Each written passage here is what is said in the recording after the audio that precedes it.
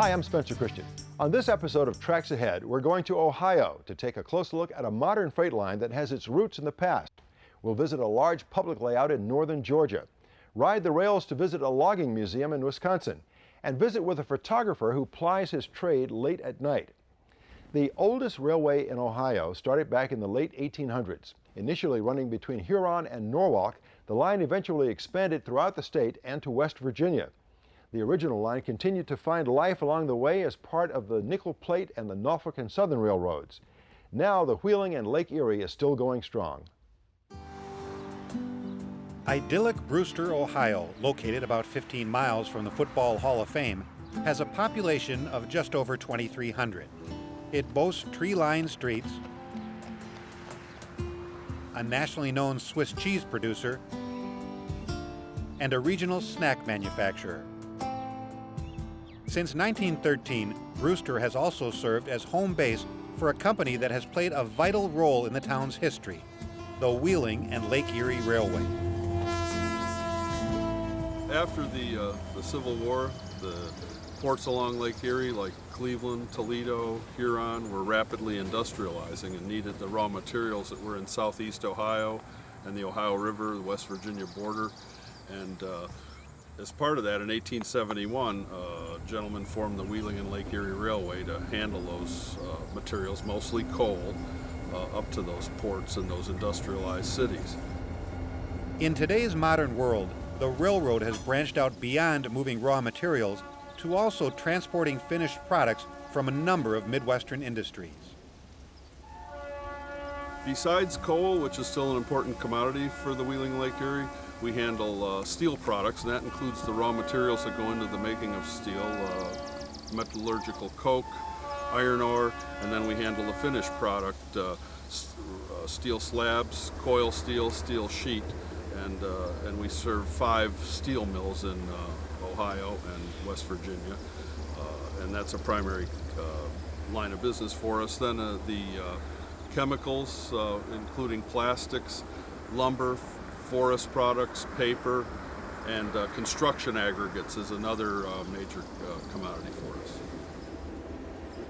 Today, the Wheeling and Lake Erie Railway, or W&LE as it is commonly called, operates over a network of 850 miles of track that pass through parts of several states, including Ohio, Pennsylvania, West Virginia, and Maryland.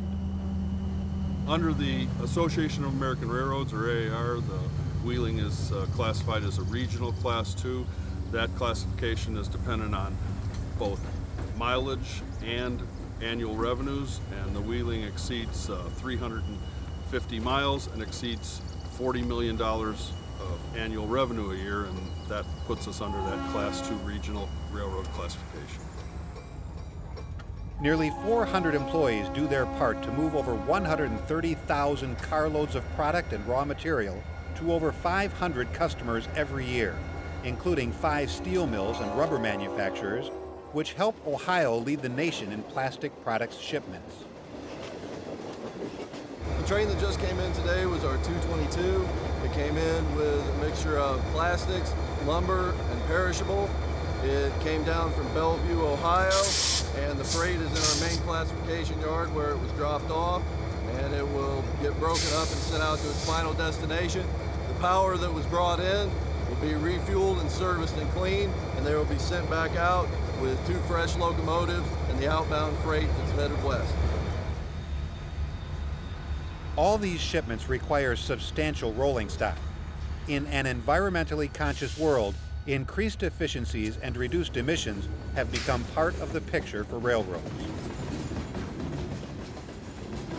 The Wheeling has approximately 68 locomotives, both 4-axle and 6-axle locomotives.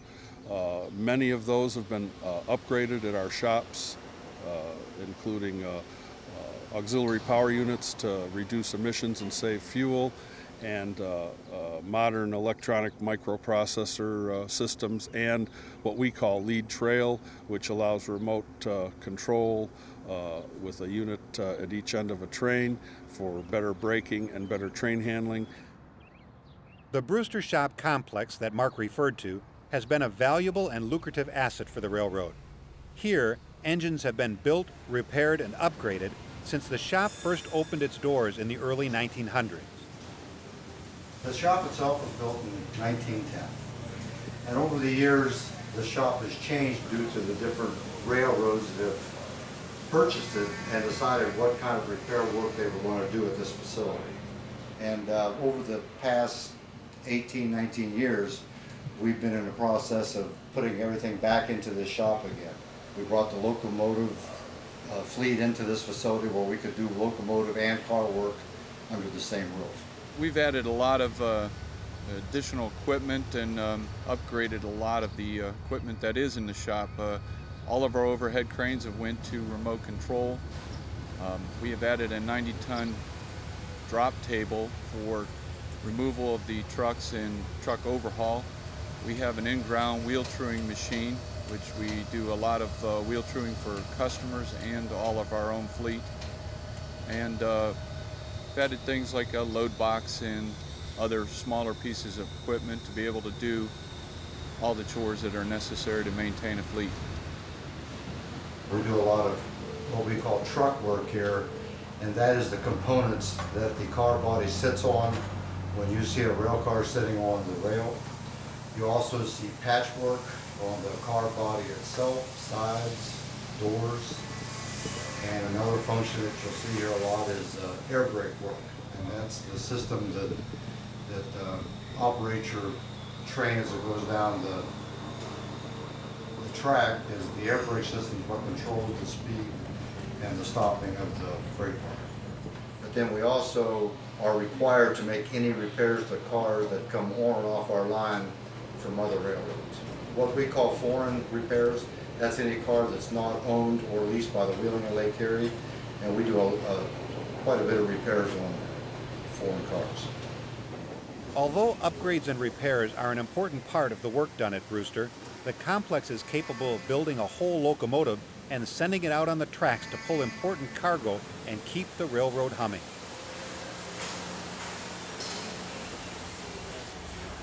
While the Wheeling and Lake Erie Railway has undergone many changes over the years, some things have stayed the same. The W&LE is still headquartered in the same brick building that the railroad built in 1914. At 4 stories, it was the tallest building in Brewster back then, and it's still the tallest building today. The heritage of this vital place also stands tall in the annals of railroading. The history of the Wheeling and Lake Erie Railway mirrors the history of the United States rail industry, as the thriving town of Brewster, Ohio, continues humming to the steady rhythms of another great American success story.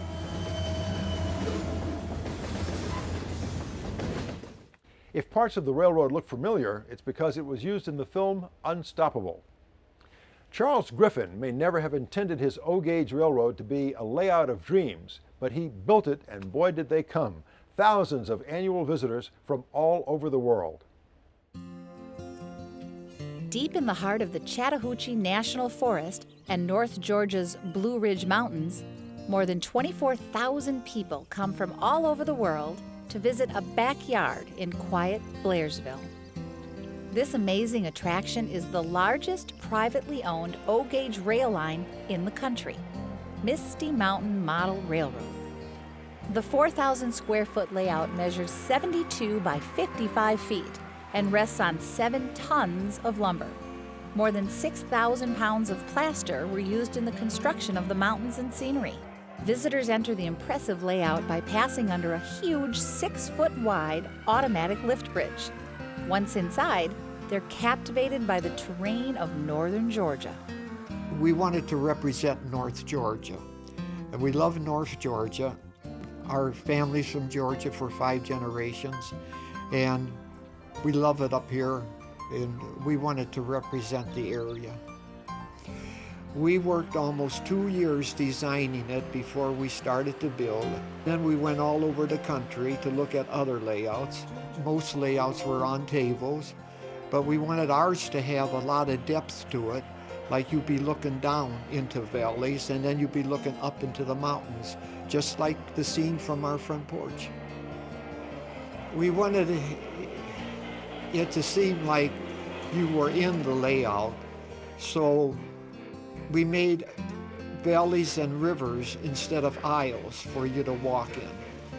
Boasting 8 different levels, Charles' layout ranges from Brasstown Bald, the highest elevation in Georgia, to a 17-foot trestle that recreates Tallulah Gorge, the deepest canyon gorge east of the Mississippi River. You're taking a tour of North Georgia.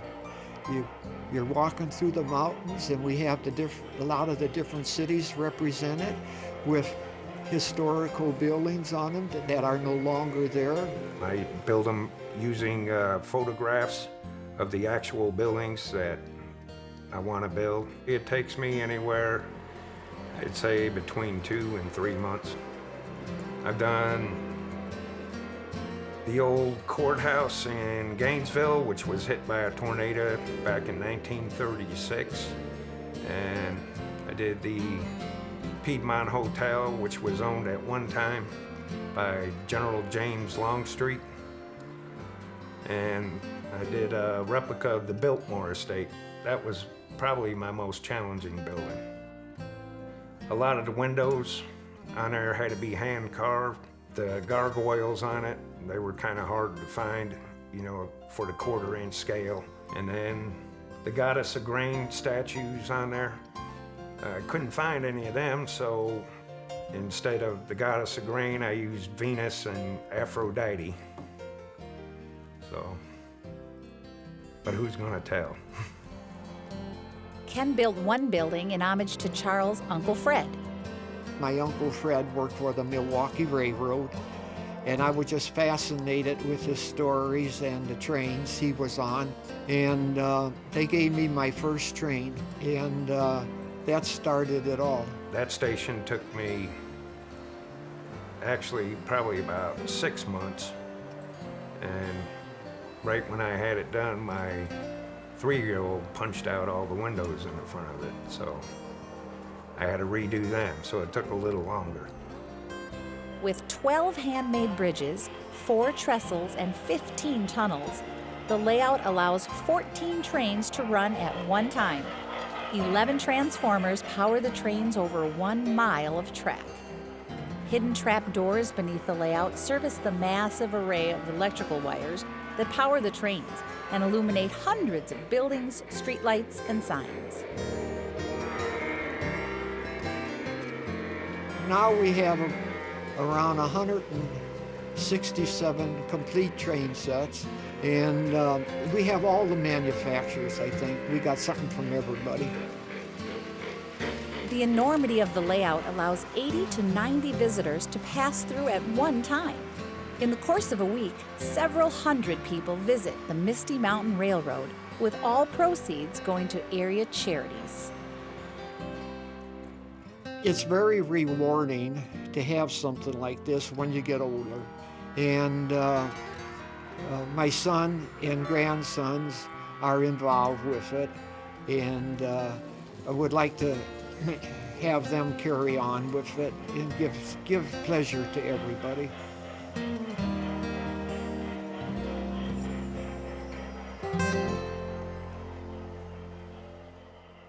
Next time you're in the Atlanta area, Blairsville is just a couple of hours away. Now in a moment, we'll meet a specialist in the photography of nighttime railroading. Just like O. Winston Link, this man believes darkness brings out the best that railroading photography has to offer. But before we do that, let's go to Wisconsin. Now these days it's getting increasingly difficult to find a good, clean, affordable family vacation experience. But if you ever find yourself close to the beauty of the forests of northern Wisconsin, we have a suggestion that we think everyone in your household will enjoy. It's a trip back in time aboard a gorgeous vintage steam train.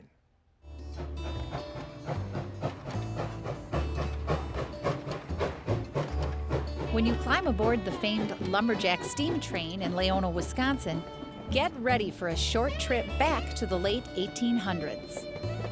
It's a complete encounter with Wisconsin's Northwoods past. I think the Camp 5 experience is one that all families love and all ages love. Whether or not you're a train buff, an environmentalist, a historian, whether you're a child or an adult, I think you love the experience here. You board the train at the 1880s Sioux Line Depot, just like people did at the turn of the century. The look and feel are authentic. Now get ready for the ride. It's a ride and an experience you'll never forget.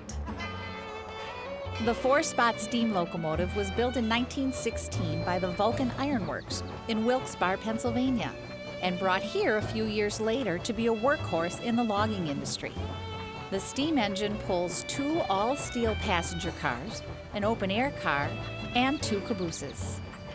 It's the only prairie-style steam locomotive operating in the state. Prairie-style is a classification based on a 2-6-2 wheel arrangement, meaning there are 2 leading wheels, 6 coupled driving wheels, and 2 trailing wheels. The locomotives were built primarily for use across the Midwestern prairies. The Hamilton Roddus coach car was built in 1923 for the Sioux Line.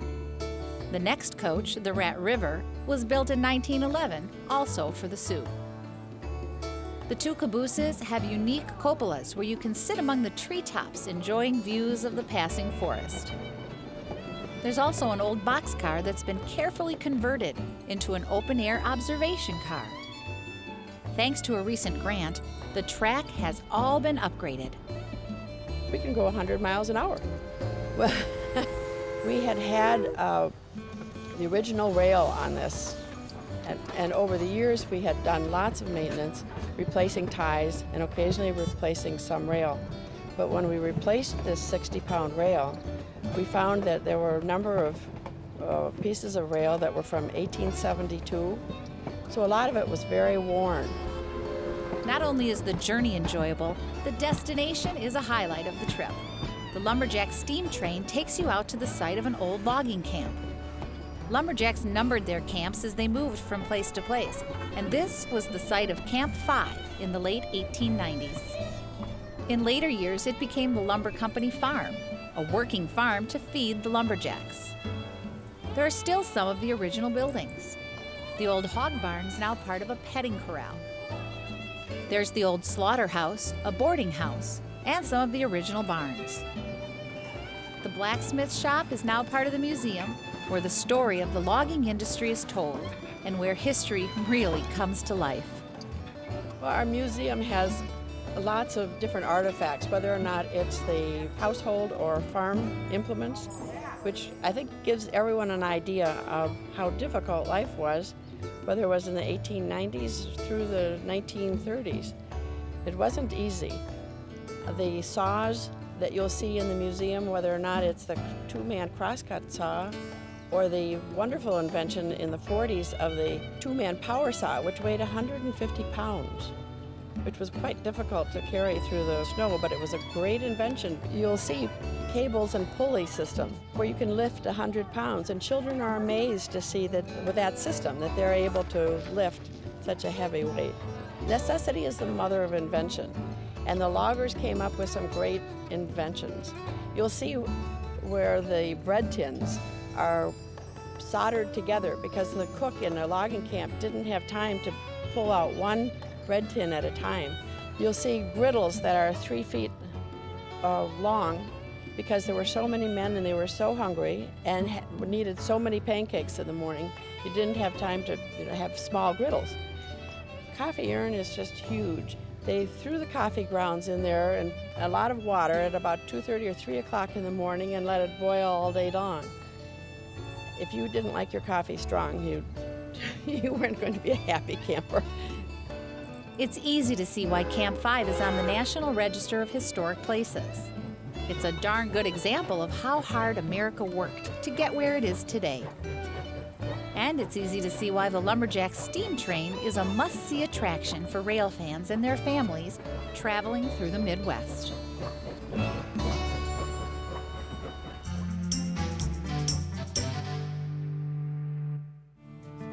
The big attraction in nighttime photography for me is the intimacy you get with the location, the solitude that comes with it, and the control over the lighting.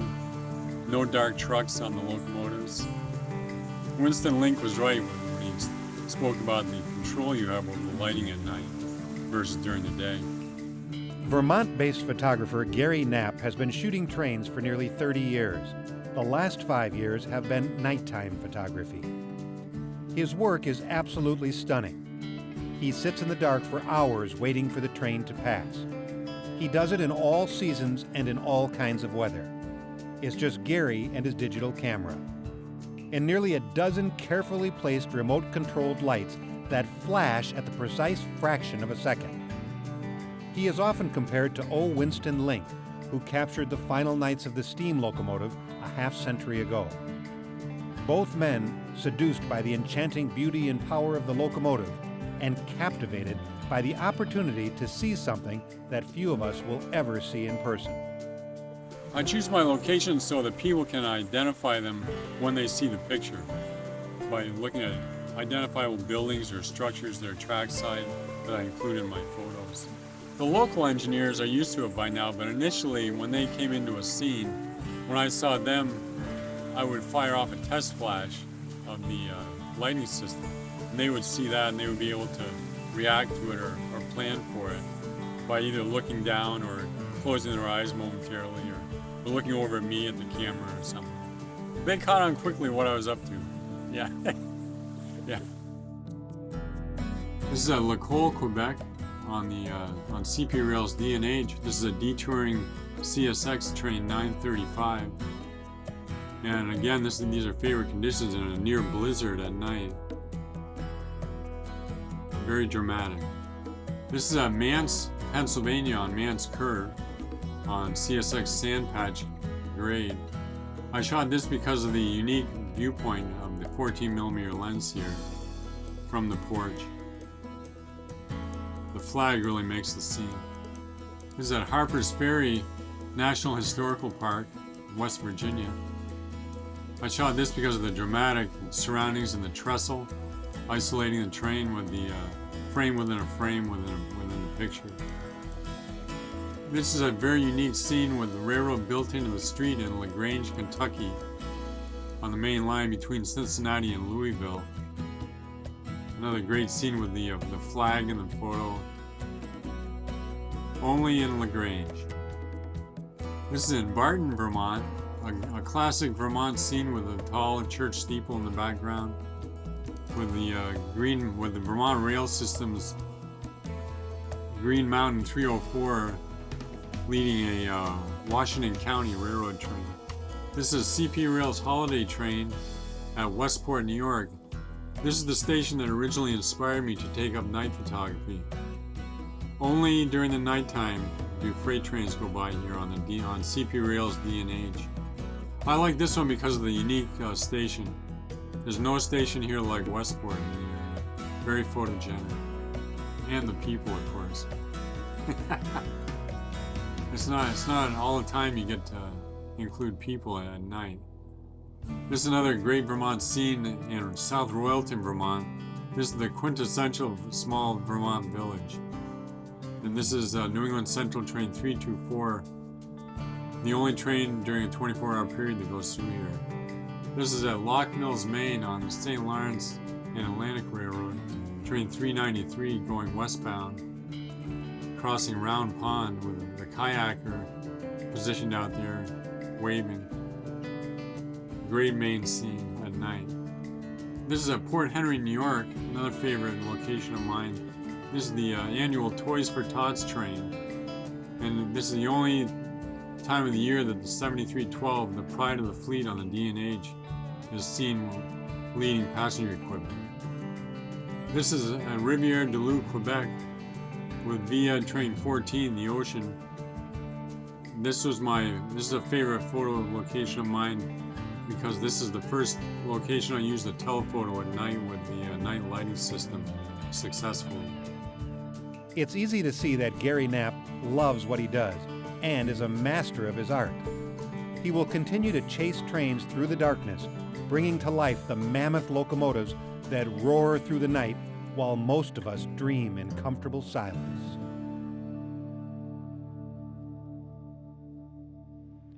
If you want prints of Gary's work, you'll have to seek him out on the web. Well, that's it for this episode. Be sure to join us next time for more Tracks Ahead.